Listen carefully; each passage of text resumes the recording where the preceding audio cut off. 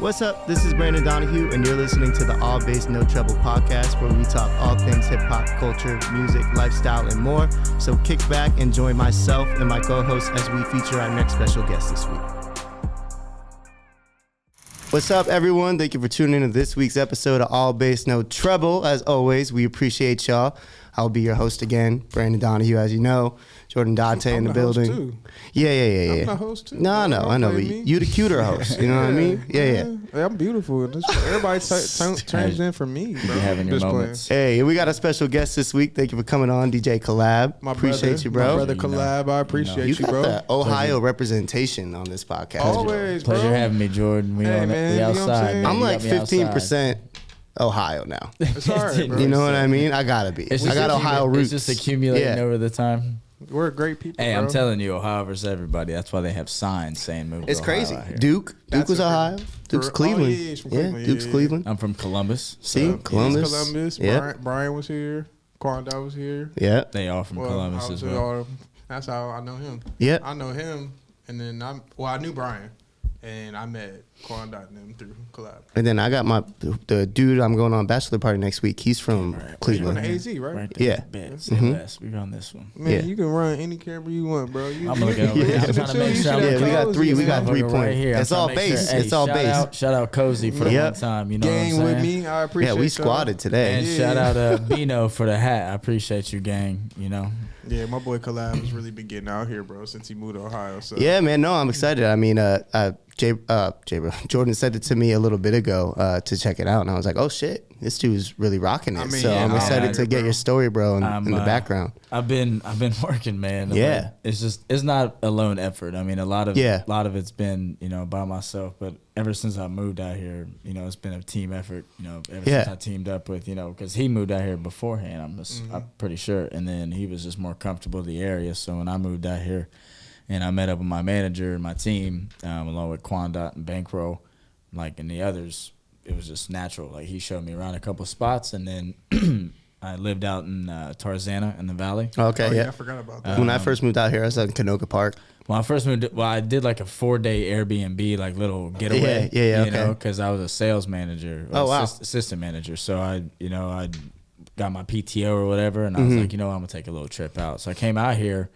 And I don't know where my Airbnb was, but I just loved the vibes, the environment. I didn't even get to the Walk of Fame or Melrose or nothing like that at the time. I just enjoyed everything that was just around me. Yeah. So I was just taking it all in because I was just a kid from, Columbus. It's a little different than Columbus, I mean, I lived in San Diego when I was in the Navy, but it's completely different out there. Don't tell too much, man. We're going to bring you in where you going to tell them the story, man. I got things we could talk about for days. Right. Yeah, we're going to get into it. It's my fifth podcast. Okay. Trust me. So you going crazy. I do this, man, I love talking. This the crispiest one you've been on. Oh yeah, I can. By far, I vouch. This is the crispiest podcast. That's how we do it. We do it crispy and cozy around here. Shout bro. out. What's the name of the studio? I need to know the name of the studio. Dr. Self Tapes. Shout them out. Shout them out. And always check the link and everything too on YouTube and everything. I always drop everybody's socials, including Dr. Self Tapes. Oh yeah, I'll make sure I push the fuck out of this. Yeah, hell yeah, bro. I like the quality. But let's get into that, bro. So you came from Columbus. Yeah. So now has music always been a passion? But you just said you were doing sales for a second. So did you have that urge to switch, or let me know about that? So really, DJing all started was when I was in the Navy. Oh wow! Really? Okay. So I mean, I said, I could go deep. So explain that a little bit though. Meaning when I graduated high school, the June, May, whatever. Yeah. And I didn't really know where I wanted to go really in life. So I seen other people go on to college, and school wasn't really my thing. I probably had ADHD or something. I don't know. But I was an athlete. I was an athlete. I had to stay above that GPA. My dad, God bless him, he always raised that bar for me. Always told me, basically taught me my work ethic. Yeah. So after I got out, I was like, fuck it, I'll go into the service. I'll give it a try. Okay. So I tried the Navy. Got into an undesignated type of job. I'm starting out to get into a job. So I did my boot camp. I did school in Chicago and Great Lakes. I did boot camp in Great Lakes, and then they shipped me all the way out to San Diego, where I met up with my ship. Oh wow! But at the time, I was 18 years old. I got done with school. They was like, all right, here's your orders. I had a meet up on my ship, the Peleliu LHA-5. It's decommissioned now, but I met up with them in Djibouti, the country. Literally. Oh shit! So I'm 18 years old. You know, not even a couple months in. You know, I'm going to another country. Ask that man how many countries he's been to. I've been through a lot. You know, so in a span of like 3.5 years. So, wow. So whenever I got out there, you know, that really hit me. Being 18, you know, not really seeing another perspective of life. You know, so going over there, getting like literally when I came off of the plane and I got under the airport, they offered to take my bags to the van.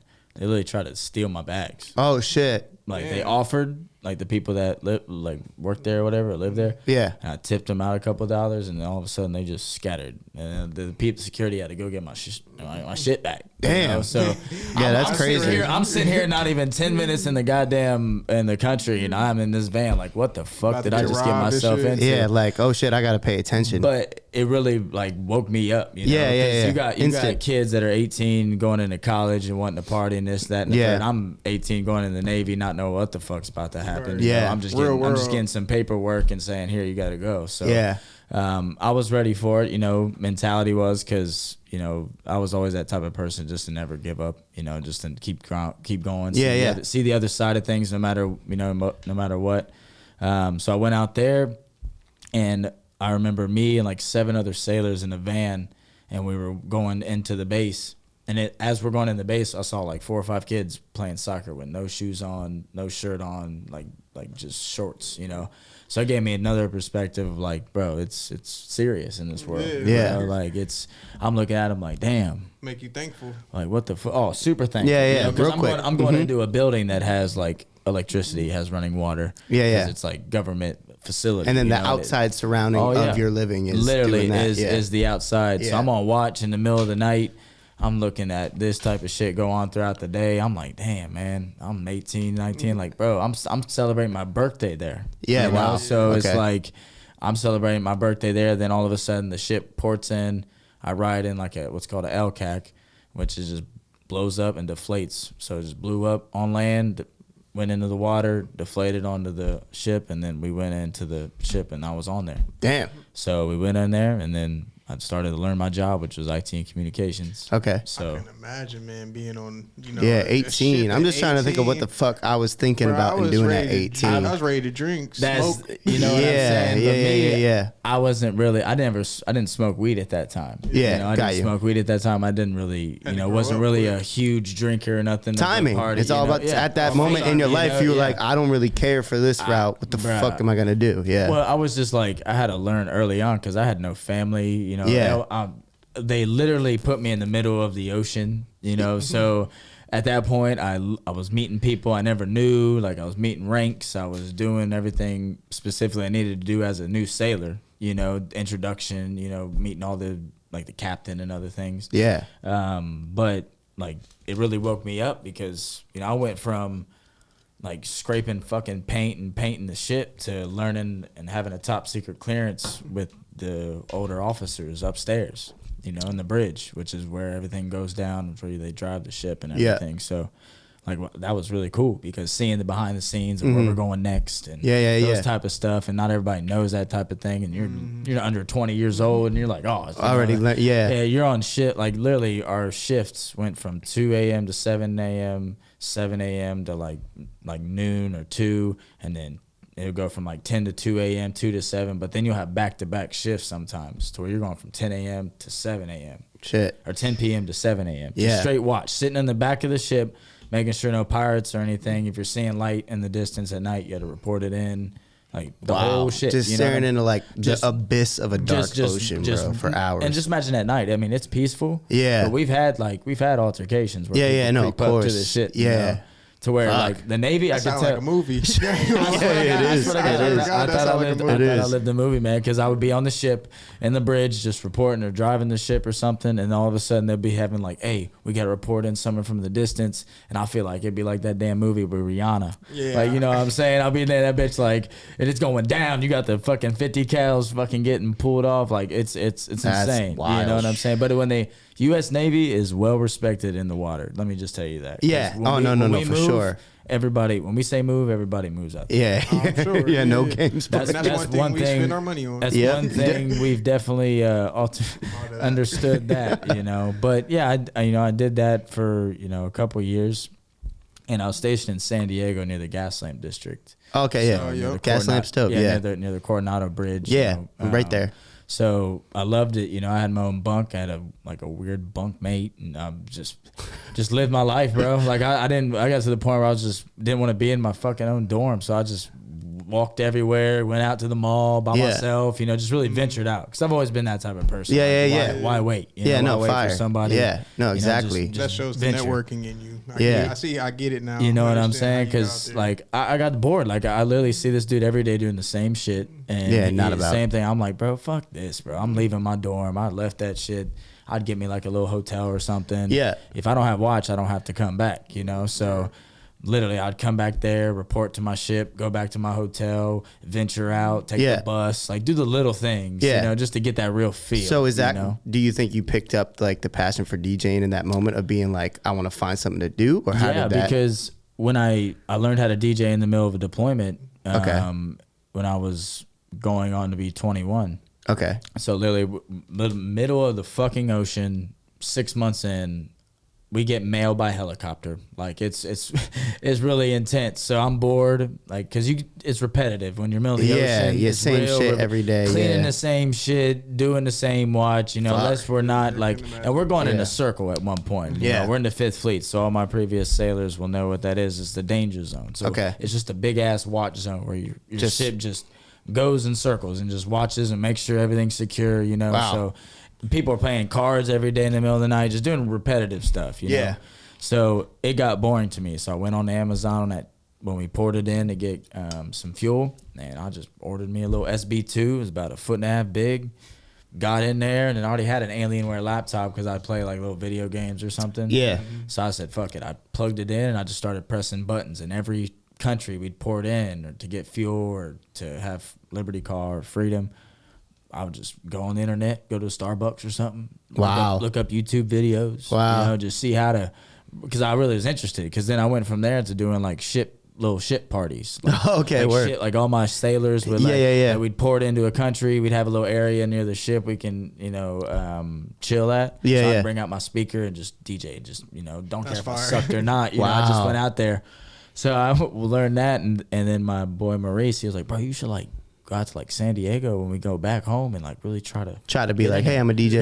He's like, I'll go with you. I'm like, all right, bet. So we go back out there. Hey, shout out Maurice. Shout out my boy Maurice. I'm telling you right now, shout out Maurice, because he is, man, he was on the shit basketball team with me. He was really a mentor back then. He was older than me, so he really like showed me like how to properly be, you know, not only a shipmate or a sailor, but just also a man. Yeah, you know? And then to push you to be like, yo, you should go do this. Because he really saw something in me, and he told me, he actually messaged me the other day and said the same. You know, I knew there was something because I just was with Designer and Sean Kingston, shout out them bros, and I DJ'd their 4th of July party, and he swiped up and he's like, oh, word. I remember when we were on the San Diego. And that's dope as fuck. It's great to see that perspective, because he's really seen me in my grind mode, you know, in the middle of the flight deck, playing music, you know, pressing buttons, fucking it up, like just not even say in the trenches. You was in the trenches, bro. Right, I was really trusting the process, you know what I'm saying? So when I came back to San Diego, that's fire. San Diego, there was a hookah lounge called Casablanca Hookah Lounge. They gave me an opportunity. So they was like, hey, you know, you're Navy, we respect it, you know, cool 2 Armenian guys. So I went upstairs, set up my equipment one night, and I just invited some of my ship. And all of a sudden, the word got out. And then there were like 50 to 100 people in there just off of strength of me. Bro, wow. Because my ship fits 1,000. You know, it's a lot of people. So, you know, when you're in a ship that big, and then the communication spreads so fast, people get to it quick. Yeah, and each one of those shipmates got a homie or a girl, or, you know. We're home, like we're in San Diego, so that's friends, wild. You know, so it was a great time, my very first time in there. So whenever I built there, like, hey, bro, we want to build you back and, you know, really build with it. And then from there, I was like, man, I could really take this somewhere maybe. Yeah. But then, you know, eventually I'd considered to do that. Then my Navy career ended, you know, so I went back home to Ohio. Okay. And this was where I established still on the side hustle. You Yeah, know? yeah. But I've never been in the club scene in Columbus like that now. Yeah. So now I got a brand new market. Yep. But now, you know, I served, I'm more mature. I got a, you know, a nice credibility. Yeah. In previous, you know, being in San Diego, but I'm from, you know, Columbus, Ohio. So I go out there, you know, I'd go out to the clubs, you know, after my 9 to 5, you know, I'd get ready to go out like a regular night with the boys or whatever. And then getting fucked up and all that other shit. I'd talk to the security. I'd talk to the bar backs, the bottle girls. I'd go up to the DJ booth. Yeah. Because Ohio's Ohio. So it's very family oriented. They're not going to be stupid strong on you. Yeah, you know, yeah. Like it is out here in LA. Yeah, because I was about to say that. You know, I go out there. Like I'd communicate, you know, build a rapport. And then to the point where my cousin Chris, he got a bar back position, like a head of security basically in Columbus. And also I built enough relationship with my bro DJ Leak. Shout out DJ Leak. He DJs for the Columbus Clippers, the Columbus Crew. Like he's really known out there. Okay. Shout out. He was really a mentor early on whenever I was, you know, trying to get my tracks in there. Yeah. Because he was DJing all the nice spots at all the 18 plus college nights Oh, where okay, you know, all the where it's lit packed spots. out and shit. Yeah. So like everybody had like Thursday nights was college nights, Wednesdays was like you go to Cantina or you know like those type of specific nights. Like weekends you go to Big Bar, go to the campus district. Yeah, so he was all tapped into that. Word. You know, so I was like, bro, he's a dope ass DJ, but he's a dope ass person. So I need to be around him. Yeah. So I, you know, we started to get a really good friendship to where he got me to open for him in the club. And that was really my first DJ check, you know. So I just took that and I just invited everybody out, man. That's just like my biggest thing is I did that, and then my cousin got that position, but they didn't know he was my cousin. Yeah. So they just put you on. He was like, but yeah, by the way, that's my cousin. And everybody's like, what? And it was like, yeah, that's, you know, it's weird how shit works. But ever since then, you know, I just started to, you know, try to really capture every moment. Yeah. You know, and I think that's how it should be, bro. And turn these moments into some type of movement to where I can be able to take advantage of it. But not only like take advantage of it to where it's like to myself, but only help everybody else. Yeah. That's why they call me Collab, because I've always been that middleman to help somebody to bridge the gap, to be able to bring people together. Yeah. Oh yeah, because like even back home or out here in LA, I've been out here for, you know, almost 3 years. I got my respect. People on my name. Collab definitely is out here, man. That's fire. DJing for Bino and you DJing for One Take, bringing people out to the clubs and stuff. And man, I'm not that type of person. It's not a cloud chasing type of thing. That's what I've always been. Genuine, you know, and that's the type of shit. I think genuine intentions out here in general. Anytime someone has it, you like you're always instantly like, yeah, I fuck with got it. Yeah, you know what I mean. Thing, and you get the opposite sometimes. I've gotten people thrown off because I've been too nice. Yeah, Same. no facts, 100%. Like bro, where you what's going on, bro? Like, what do you mean? You're not trying to benefit from me and take like, bro. No, or like bro, every time you say something, you actually do it and pull up instead of just saying it and then not pulling. You know what I mean? Because like my dad, he really instilled like, you know, my work ethic in me, but he was just that individual that always just was on my ass. Yeah, you know, was always like, keep to your word. You know what I'm saying? Stay loyal. Stay respectful. That's huge, you know what I'm saying? And because I was big in sports, so he was always that individual that was like, okay, you did 10 points this game in basketball, bet let's do 15 next game. Raise the bar next time. You went 2 for 3 in the baseball, let's go 3 for 4. You know, so improvement always. You had 2-3 catches, let's get 4 catches. So it's like that's the type of stuff to where it's like back then when I was a teenager growing up, I was like, damn man, he's really on my ass. But now as 28-year-old man, I'm like, man, I'm glad he was on my ass. I was gonna say, you know, do you feel like that's a huge thing that kind of draws into absolutely huge. You know, the way you network and the way you build relationships and be genuine with people. Like, well, my dad's been playing acoustic and electric guitar since he was 12 years old. So you had music influence always. So when I'm playing video game Modern Warfare 2 back then when I was a kid, I'm hearing him downstairs busting out the acoustic, busting out the electric with the bass and everything. He still has shit to this day. But he's just that type of person that's just like very to himself. And you know, when I do get it to this point to where I can be able to go back and really bless him, I want him just to kick up his feet, grab his guitar, and that's all I want him to work. Yeah, that's fire. You know what I'm saying? Because he's really that person that told me to, all right, come on, we're going to play catch. Yeah. Come on. Really the father things that really are critical in a kid's life. You know, that is critical. That's why. Yeah, critical, bro. That's why I always. Critical is a good word to use for that, actually. Like I personally have no children, but you know, I was, before I even moved out here, I unfortunately lost my child, you know, so there's like something really deep that people don't really know about me. Yeah. But that really what driving me, because I was in a depressed state. I was bad. I was down bad, dog. Yeah. I was I can imagine, like bro. literally my homegirl, you know, at the time left, probably aborted it or whatever, didn't tell me, and I came home from work. Oh, Jesus. And I was a landscaper at the time, so I'm in this grass. I'm coming home to empty. Just damn. My crib, that's my brand wild. new crib I just got for us. You know, just in the west side of Columbus, man, right on Sullivan. Just I worked hard for that. You know, that was my first blend of my name. Because I'm really like into that shit, because I never met my biological father.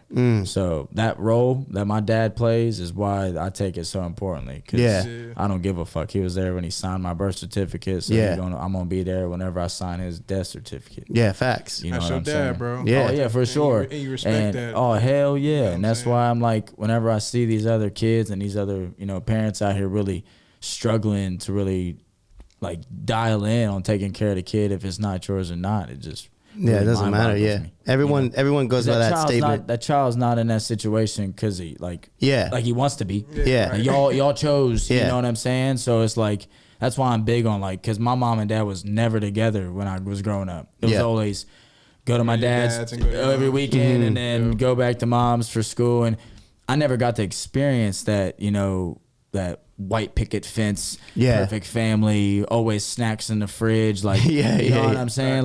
Like I really had to do this shit, and I'm not on here to just blame like everybody in my life, but I've been through some hardship like everybody else has. Yeah. Facts, bro. But I'm not gonna complain about it. No. You know what I'm saying? I'm not gonna sit here and blame everybody else, and that's a pride thing. Yeah. I would say that's the difference in some people. It's like if you blame and use it as a negative thing instead of to push you and fuel you and just use it to like then preach back to people. Yeah. Is the difference. It's like you know a what I learning mean? lesson, bro. At the end of the day, it's not a loss, it's a learning lesson, you know? Exactly. And then also the statement like blood's thicker than water is always circumstantial. Facts.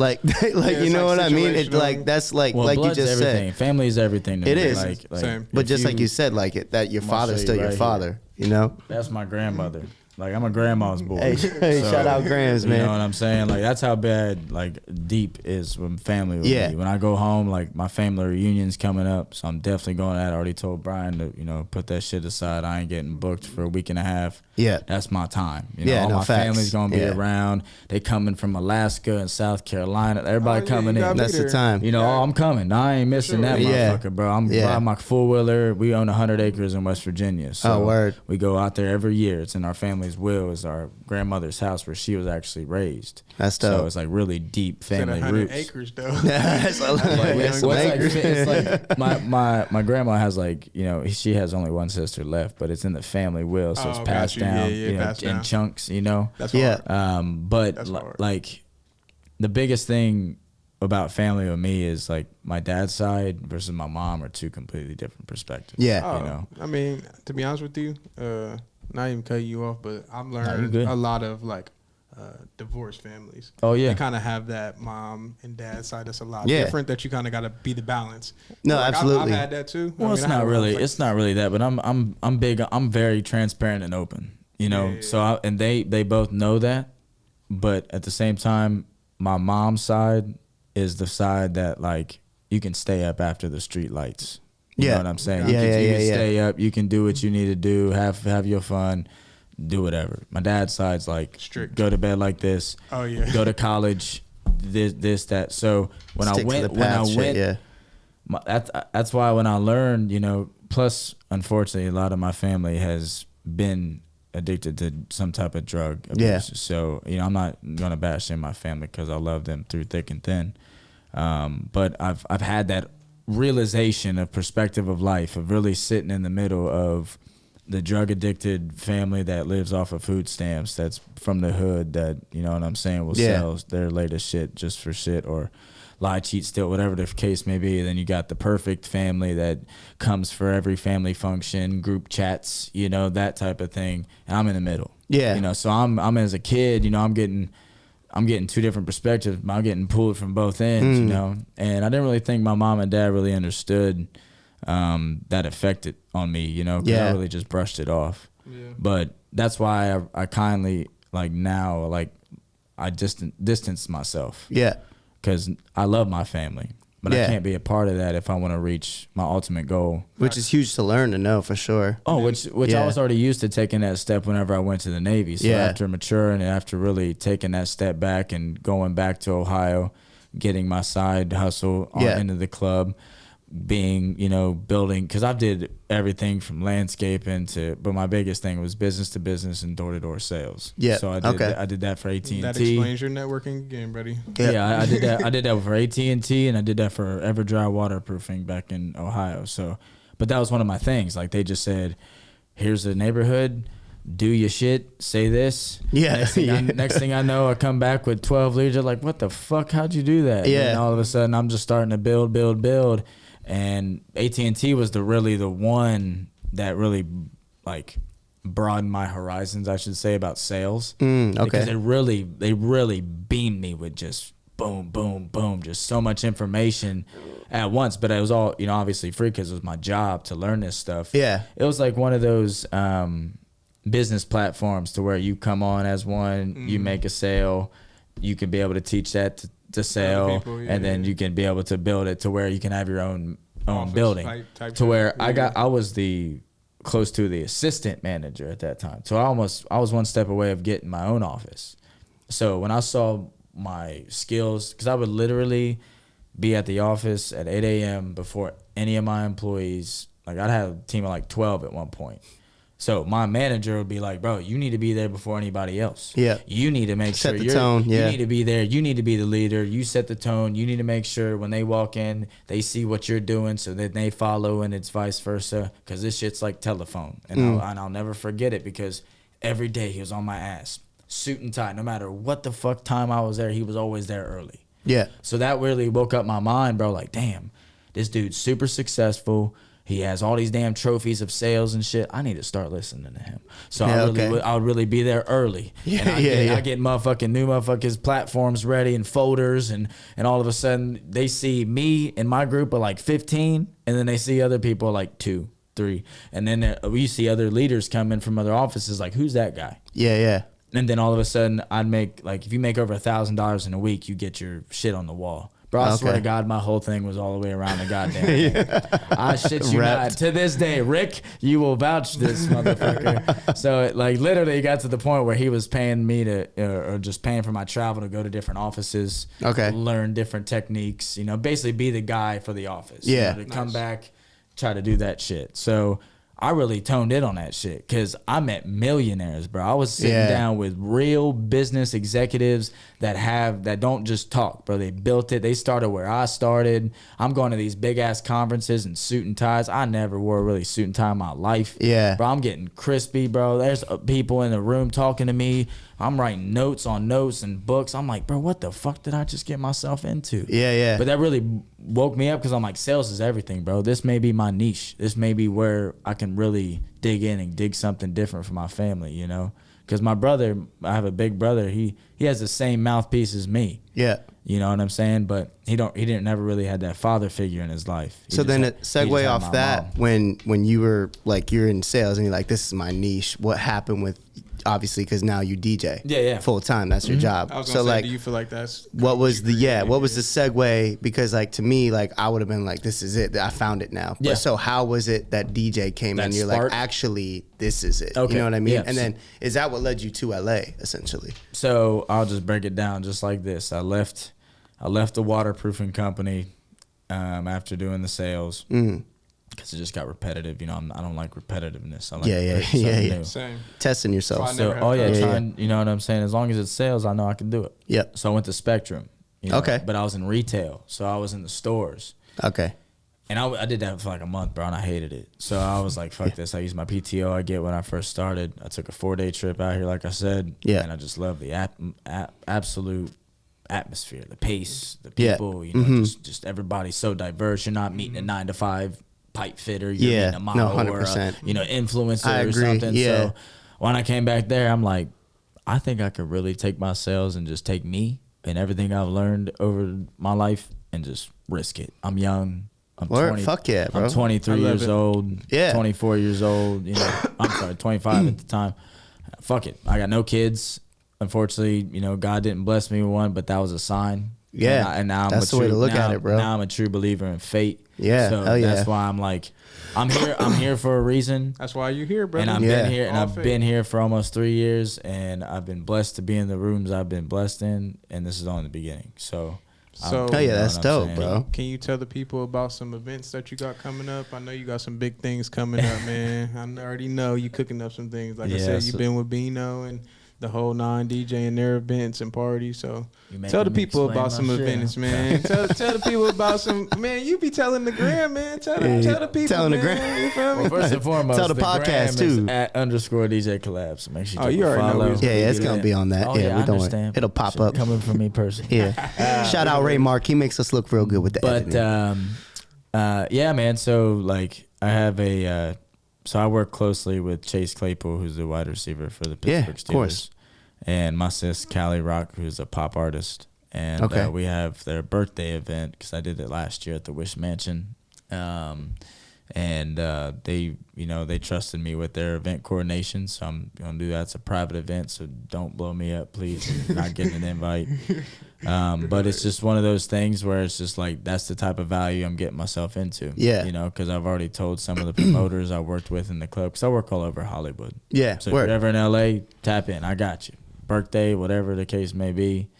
But now I'm starting to really venture away from the club scene unless I'm bringing said Bino or One Take J or a solid, credible, valuable artist that I can really build a relationship with. And I know everybody loves money, and I want the eyes on them to be able to bridge that gap, to create that relationship, to be like, hey, bro, now I'm executively producing a song. Yeah. What's up? Can you collab with me? Yeah. For the one time. I booked you 3-4 times in the club. This is my one request. Yeah. Smart. Hop on this beat. Yeah. And then be able to build from there, because now it's to the point where if I'm in, like, you know, Sean's house. there you go. That's Sean Kingston's mom, by the way. Sorry, Mama Kingston. Oh, let me answer it. Yeah, put Mama Kingston on the pod, bro. Mama Kingston, what's going on? Nothing, babe. I told you I did it. I know you got me. Hey, you on the podcast. Say hello to All Bass No Treble. Hi, no Bass No Treble. I was about to tell him to stream Rihanna by Sean Kingston. I know. Go ahead. I got you. I know they're on tour. You're not going on tour with them, are you? No, I'll go once they get to LA. Okay, all right. Well, you need to let me know when y'all do that. You know I'm in there. I know that's right. But I'll call you after this, Mama. I love you, all right? I love you too. Bye-bye. What a moment. Yeah, right. So you got some content right there. Yeah, there it is. So right there, stream Rihanna by Sean Kingston. It's the newest song he just dropped. He did a full media day content with it. I was with about 6 or 7 TikTok influencers. Oh, word, hell yeah. So that's what they do with a lot of these up and coming songs. So that's why, back to my point of bringing that type of song into it. I'm sponsored by, Cali Plug. It's a merchandise and other type of cannabis brand. But they bring that full exclusive type of, nightlife experience. Oh, word. So that's dope. Shout out Cali. Make sure you follow them at Cali, at CALI.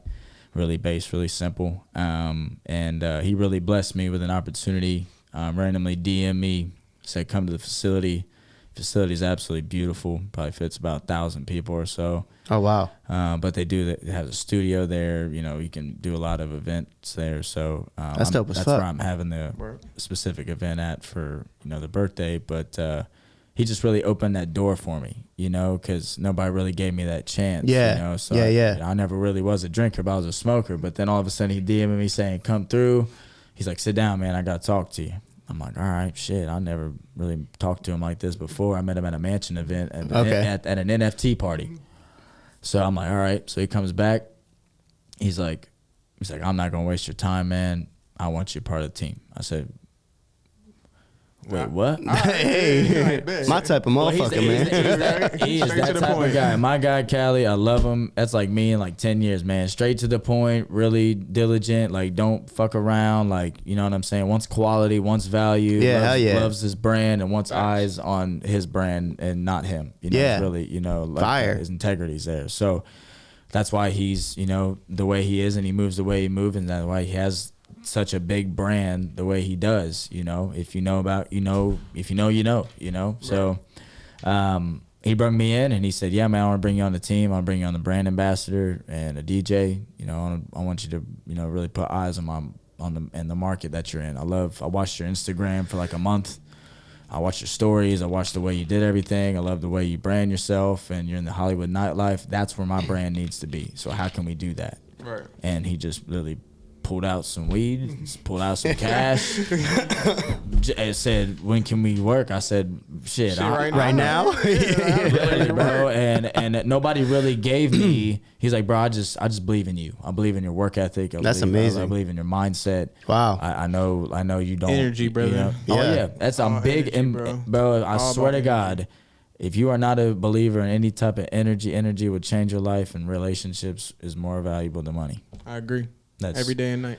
That should be just the intro right there. Yeah, drops mic. You ain't really dropped the event that I was talking about, though. What event did you want me to drop? The one in July. Oh shit, the one coming up that I had to get. Oh, I just talked to you about in the car. Oh yeah, I'm going to Colombia. I got booked in Colombia. Oh, okay. For a festival. Oh, word. Out there. Oh yeah. So, shout out Social Desert. My man, it's actually James Brown's grandson. Oh, word. Okay. Crazy. So you got a whole DJ set? Yeah, he asked me to come on out. And I never really had my passport or traveled like that before, unless it was the Navy. For the Navy, yeah. I just had my cat card. Yep. And I was like, hell yeah, bro. I never, especially as a DJ, like, hell yeah, paying bro. For the housing, paying for stuff. All I got to do is just come out there, bro. Count me in. It's just that's crazy, bro. That's wild. That's blown up, because that's on a whole nother level. Because I feel like after that experience, I'm going to have that hunger to want more. Yeah, that adrenaline. You're going to taste it, and you're going to be like, wait, hold on. I can't wait. I think you're going to want international stuff right after that. Yeah. All right, let me go to Mexico. Well, Cuba. I feel like, let me go all over. Yeah. You see Rolling Loud was in Portugal today. Yeah, that's what I'm saying. Like, I can't speak from experience because I'm not a DJ, but like, I feel like that's like, the goal is to internationally hit those festivals, because like, especially even in like different countries, specifically not in America, like DJing is the fucking thing. Oh, yeah. You know what I mean? It's not really like, I feel like in the US now, it's mostly like artists and music. It's slowly getting in there.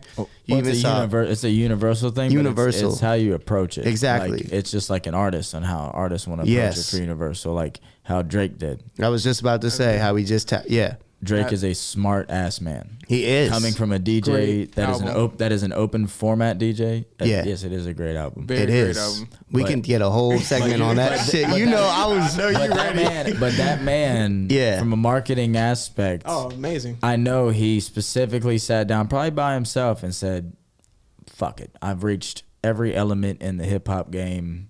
Yeah, R&B. Yeah, it's like to this point where it's Chris Brown versus Drake, and Chris Brown versus Drake in a versus. Yeah, you know what I'm saying? But he's like, let's go in a different realm. Let's go into a different money realm. Yeah, because I'm telling you, the EDM world and the Universal platform, so much way more in the house. Yeah, bro, it's the hip hop times 10. Yeah, it's literally exactly, bro. That's what I'm saying, and he tapped into it. He tapped into it a whole nother level to where it's now. Yes, you got the hip hop community getting formed into it and saying hating this and that, but y'all are short minded. Yeah, he is a businessman. At the end of the day, he has OVO sound. He wants to be able to create a diverse and international sound to the OVO sound, not just to hip hop. He wants to dip into like Diddy, like he's doing with R&B. Yeah, that's gonna go viral. I ain't gonna lie. No, 100%. But bro, and this is what I even said, because you've seen artists attempt it, right? You've seen like maybe like hip hop artists or rap, R&B, whatever, try to make a rock album or try to make R&B only. Here's my argument: is he executes it and does it fucking top tier because he timed it. Exactly. You know what I mean? He's like Chris Brown with his new album. They time it. That's why they time it so perfectly. They just have something in them just because of probably experience or just this pure legend talent they just know when to drop shit. That's just gonna go. And see, I'm so distracted by the Drake album that like I don't cap on this shit. Like I haven't been tapped into the Chris Brown album because he's bridging the gap. I ain't gonna lie, I'm not a big Chris Brown fan. I know that album is fire. Listen, you know how I operate. I had my first playthrough and I said, okay, I need to get back to it. Yeah, that's why Chris Brown created all over the place. Album to build longevity. He got another 10 songs dropping on Friday, so he's gonna have 35 total. He's not gonna drop again for another 2 years, but I guarantee you, out of those 40 songs, I guarantee you probably 10 or 15 of them are gonna be around and relevant. You know, Jug wrote the Forbidden Drug. Yeah, I know. I saw that. Shout out Jug, man. Shout out my boy Jug. Yes, sir. Yeah, he going crazy. That boy can write some shit, man. No, I have to fully sit down and tap it because, like I said, I've been so distracted by. Drake is it's so like next level to the point where that's why everybody kind of hates it. But they're gonna fuck with it though. Yeah, like a year. But my thing is like almost every week I have a new song that I love.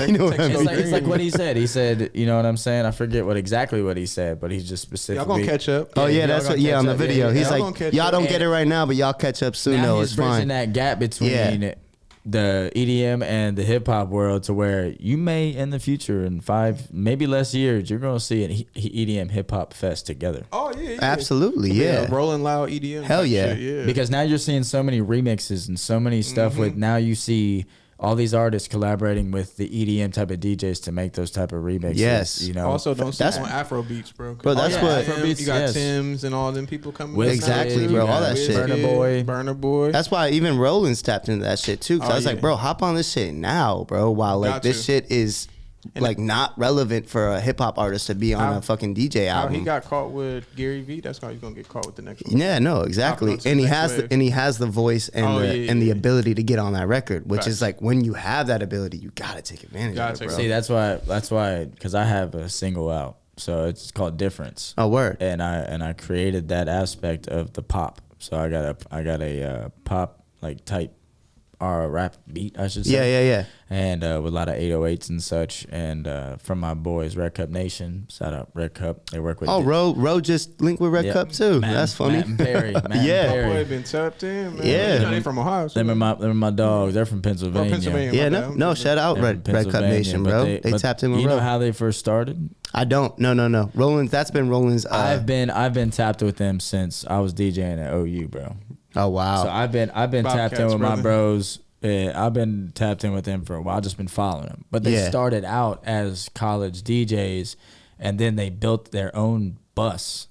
And That's so smart. It was like a DJ bus. Also, the Red Cup Nation, just the like the title and the so cup. Smart. And bro. so basically, that makes way more sense he now. was the college. It was a college party bus. So literally, they would just pull up to universities, open the motherfucker like it's an ice cream shop, and just DJ and party and lights and That's you know what I'm saying. Fire. So they started doing that. They started traveling along the East Coast and making their name for themselves, and then that's when they moved out here and started working. So that's amazing, bro. But now they work with Wiz. They just dropped another song called No Games. That was with Wiz Khalifa, Tory Lanez, and Ricky P. Yep, they produced that with Ricky P. So shout out Ricky and Tory, Wiz, the whole Kush Factory gang.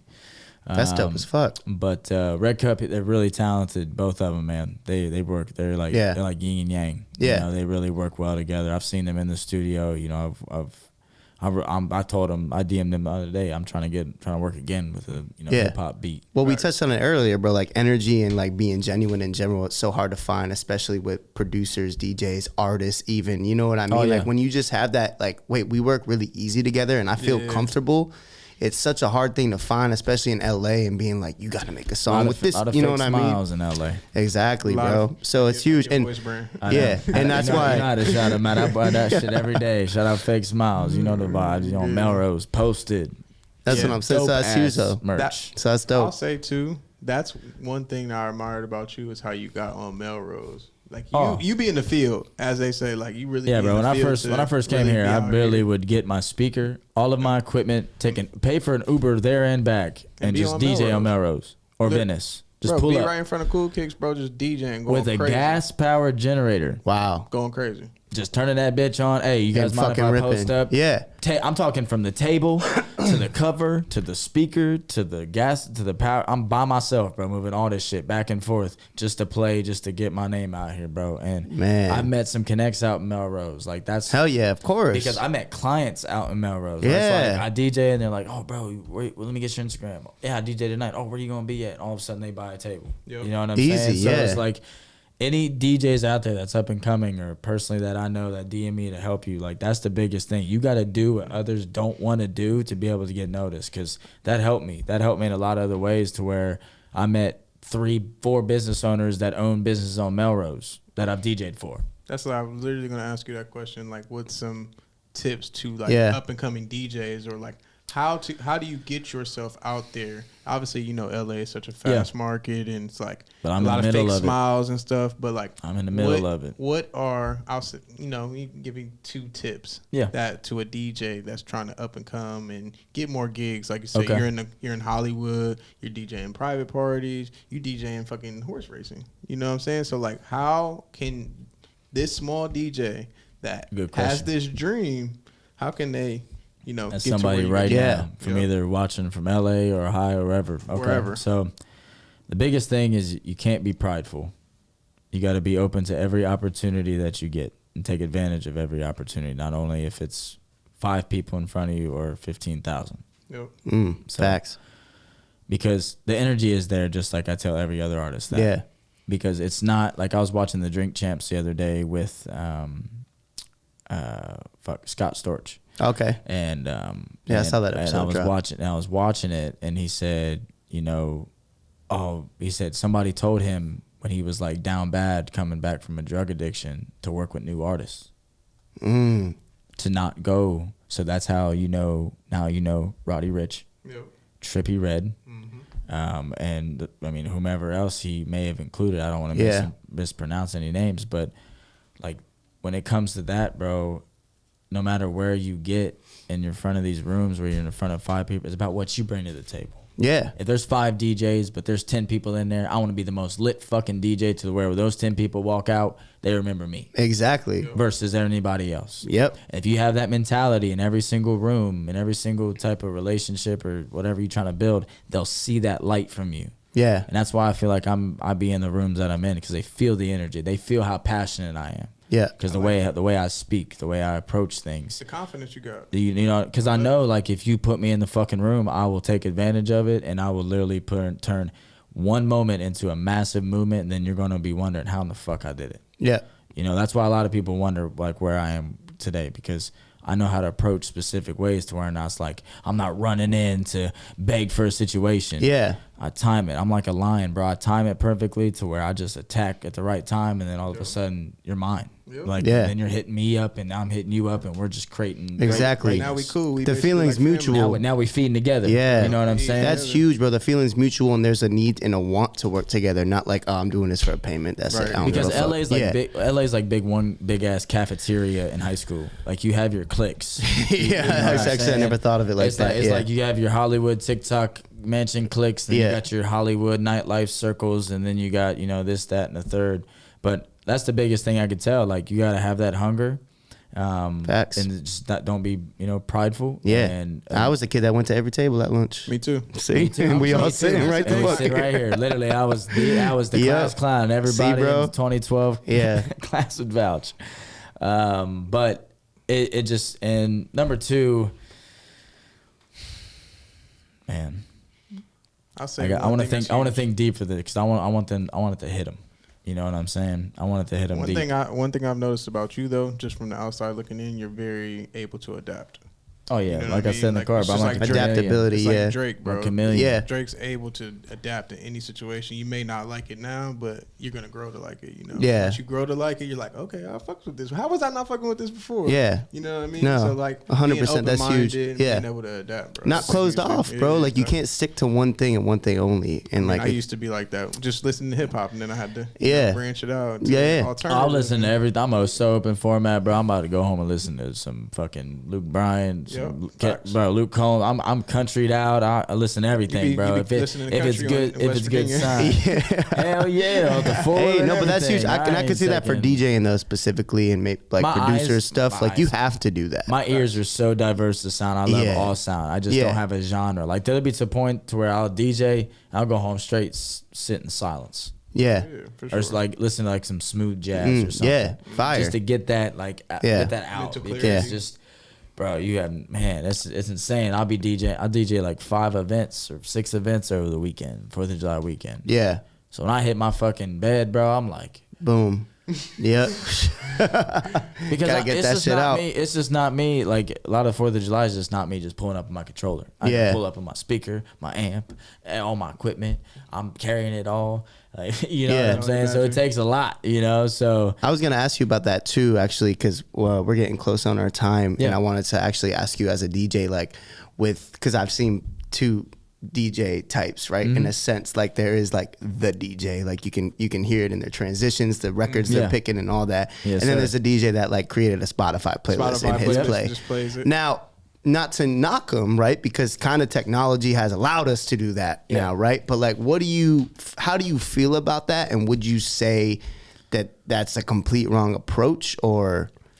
I just feel like every DJ don't focus on the crowd. They just focus on the moment. Okay. Ooh. There you go. I like that. They don't focus on the crowd. They focus on the at-will moment of them being behind the tables, them being with their friends.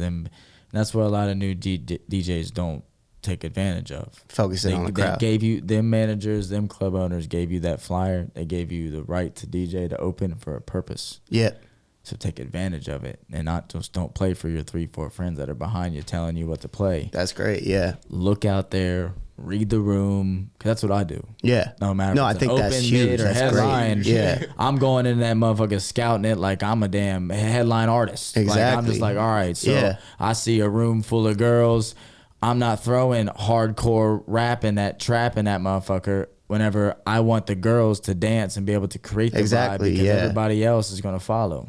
So that's a gem right there. Literally, bro. I swear to God, if you focus on the crowd and don't focus on the people behind you, focus on the moment. I love it. So I ain't gonna lie. That's great. I'm posting that clip. I ain't gonna lie. I need that Ray Mark. Well, we got it all clipped. I time the segments and get them all clipped. Oh yeah. But so moving into that, because we love Dr. Self Tapes over here, so we don't like to overextend our stay. No, we got you. We the last session. We know. Get into your Jordan self-care tip of the week, if you could, if you know one.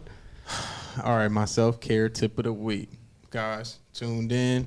My boy DJ Collab has really inspired us this whole episode. So I'm going to say enjoy the journey, because hearing him say he's coming from naval base. Yeah, Navy, a lot, bro. You know what I mean? Yeah. To being a DJ, but to see how he's tying everything together, man, it's just a journey. You have to really enjoy the journey. Us coming out to LA, we didn't know what we were going to actually do. None of us, bro. None of us. We're all not from here. $800, bro. Exactly. Sleeping on a bunk bed of 15 others. But we trusted the journey and we trusted in ourselves. And seeing that and looking at where we at now, we all on the podcast. Yeah. He's doing what he loves to do. I do what I love to do, and you do what you love to do. Booked and blessed, man. And we still not even there. I'm still enjoying the journey of it, bro. I love it. I'm trusting the process. Always. Trusting the process. Like, we're not even LeBron number 6 yet. Gary Vee says it, bro. If you don't like eating dirt, you're not going to like eating caviar. Yeah, facts. Exactly. I love dirt. Motherfucker. And I've slept on dirt. Yeah, so see? I got you. No, I love that. Good. Yeah, and it is inspired today. I love it. Enjoy the motherfucking journey. That's all I can say. And we wish Wolf was here today. Shit happens. It is what it is. But I guess I got to take I'll take the hot take. What's the hot take? Music hot take. I'm trying to think of it. There's been a lot of great things said, and I do, but honestly, never mind. I got one.